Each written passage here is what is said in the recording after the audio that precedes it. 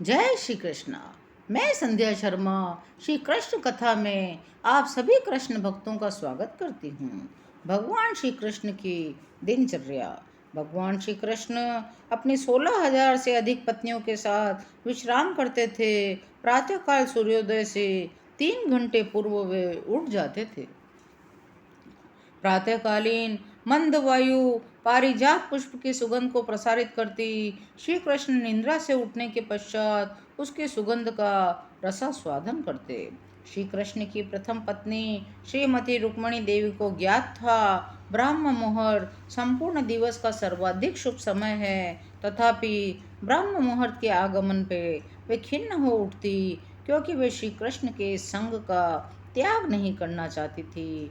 आदर्श गृहस्थ को भगवान श्री कृष्ण के इस आचरण से शिक्षा लेनी चाहिए, क्योंकि श्रीमती रुक्मणी देवी की खिन्नता के पश्चात भी ब्रह्म मुहूर्त का आगमन होते ही भगवान श्री कृष्ण उठ जाते थे। भगवान बताते हैं किस प्रकार प्रातःकाल उठना चाहिए, चाहे वो कितनी ही सुविधाजनक स्थिति में क्यों न लेटा हो। विश्राम करके उठने के पश्चात श्री कृष्ण अपने मुख, भुजाओं, चरणों को धोते, तत्काल बैठकर स्वयं का ध्यान करने लगते। इसका अर्थ यह नहीं है कि हमें भी बैठकर स्वयं पर ही ध्यान करना चाहिए। हमें श्री कृष्ण, श्री राधा कृष्ण का ध्यान करना चाहिए। वही वास्तविक ध्यान है। श्री कृष्ण तो स्वयं श्री कृष्ण हैं, अतः वे हमें शिक्षा दे रहे हैं कि ब्रह्म मुहूर्त में श्री राधा कृष्ण का ध्यान करना चाहिए। श्री राधा कृष्ण के शाश्वत रूपों पर ध्यान करने तथा हरे कृष्ण महामंत्र का कीर्तन करने में कोई अंतर नहीं है।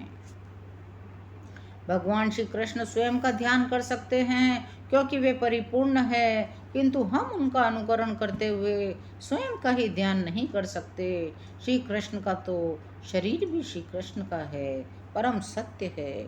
श्री भगवान में विविध शक्तियां विद्यमान हैं। सभी शक्तियों का उद्गम उन्हीं से हुआ है, अतः उनमें तथा उनकी शक्तियों में कोई अंतर नहीं है। श्री कृष्ण को परम ब्रह्म कहा गया है। वे सृष्टि के कारण हैं, पालन के कारण हैं, संहार के कारण हैं। ध्यान के पश्चात श्री भगवान प्रातःकाल नियमित रूप से स्वच्छ शुद्ध जल में स्नान करते हैं, स्वच्छ वस्त्र धारण करते हैं, स्वयं को चादर से ढकते हैं, वैदिक धार्मिक कार्यों का स्वयं को संलग्न करते हैं। उनके अनेक धार्मिक कार्यों में प्रथम कार्य यज्ञ अग्नि में नैवेद्य अर्पित करना, चुपचाप गायत्री मंत्र का जाप करना होता है। गृहस्थ का कर्तव्य है वह देवताओं एवं महर्षियों तथा पूर्वजों के प्रति सम्मान रखे। गृहस्थ का कर्तव्य है वह अपने परिवार के सदस्यों को सुखी रखे। इस तर्पण प्रणाली का पालन करने से वह अपने पूर्वजों को भी सुखी रख सकता है। पूर्ण अनुकरणीय गृहस्थ होने के रूप में भगवान श्री कृष्ण इस तर्पण प्रणाली का पालन करते हैं, अपने परिवार के ज्येष्ठ सदस्यों की सादर वंदना करते हैं। दान में उनका अगला कर्तव्य ब्राह्मणों को गोओं का दान करना था। भगवान श्री कृष्ण कम से कम 13,084 गायें दान में देते थे। सारी गायें रेशमी चादर और मोतियों की मालाओं से सुसज्जित होती थी। श्री कृष्ण गायों को भरपूर अलंकारों, उपकरणों सहित ब्राह्मणों को दान में दिया करते थे। तत्पश्चात सभी जीवों की कल्याण की आकांक्षा करते हुए वे दूध, अग्नि, मधु, घी, स्वर्ण, रत्नों जैसे सौभाग्यशाली वस्तुओं का स्पर्श करते।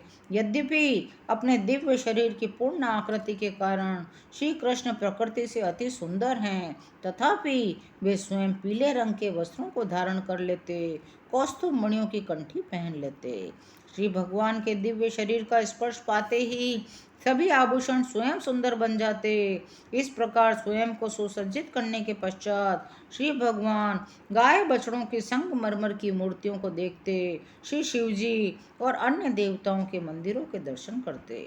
उनका अगला कर्तव्य नगर और राजमहल में विभिन्न जाति के लोगों को सुखी करना था। फूलों की मालाएं, सुपारियां, चंदन, अनेक सुगंधमय सौंदर्यवर्धक वस्तुएं जिन्हें श्री भगवान के प्रति अर्पित किया जाता था, सर्वप्रथम ब्राह्मणों, परिवार के ज्येष्ठ सदस्यों के पश्चात रानियों और मंत्रियों को प्रस्तुत की जाती थी। बाद में यदि कुछ शेष बच जाता तो उसे वे अपने व्यक्तिगत उपयोग के लिए रख लेते थे। श्री भगवान अपने दिनचर्या को समाप्त करते, तब तक उनका सारथी दारू अपने अद्भुत रथ को लेकर आ जाता और हाथ जोड़कर खड़ा हो जाता।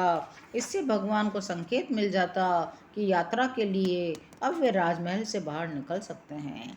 तत्पश्चात उद्धव जी और सात्यकी के साथ श्री कृष्ण रथ पर चढ़कर सवारी करते।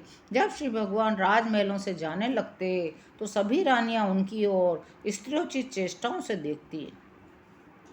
श्री भगवान उनके अभिवादनों का मुस्कुराहटों से उत्तर देते। इसके पश्चात श्री कृष्ण सुधर्मा नामक सभा भवन में आते। ये स्मरण रहे हमें कि सुधर्मा सभा भवन को वैकुंठ लोक से लाकर द्वारका में पुनर्स्थापित किया गया था। सभा भवन का विशिष्ट महत्व यह है कि जो भी उसमें प्रवेश करता था वह भूख, प्यास, शोक, मोह, जरा, मृत्यु इन 6 प्रकार के भौतिक बंधनों से मुक्त हो जाता था। श्री कृष्ण सभी 16,000 महलों से जब विदाई लेते थे तब पुनः वे एक होकर सुधर्मा सभा में यदुवंश के अन्य सदस्यों के साथ प्रवेश करते थे। सभा भवन में सुनिपुण विदूषक, नर्तक, संगीतकार और नर्तकियां थी। जैसे ही श्री भगवान सिंहासन पर बैठते वे उन्हें आनंदित करने और प्रसन्नचित करने के लिए अपने अपने कार्यों को आरंभ कर देते। कभी कभी सुशिक्षित ब्राह्मण वैदिक मंत्रों का उच्चारण करते और उन्हें समझाते। कभी कभी सुप्रसिद्ध महाराजाओं की गतिविधियों के प्राचीन ऐतिहासिक वर्णन का पाठ करते।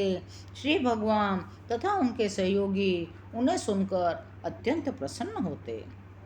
आज की कथा यहीं विराम लेती है। शेष अगले अंकों में। यदि आपको कृष्ण कथा अच्छी लग रही हो तो चैनल को लाइक, शेयर और सब्सक्राइब कीजिए। कमेंट में जय श्री कृष्ण अवश्य लिखिए। जय श्री कृष्ण।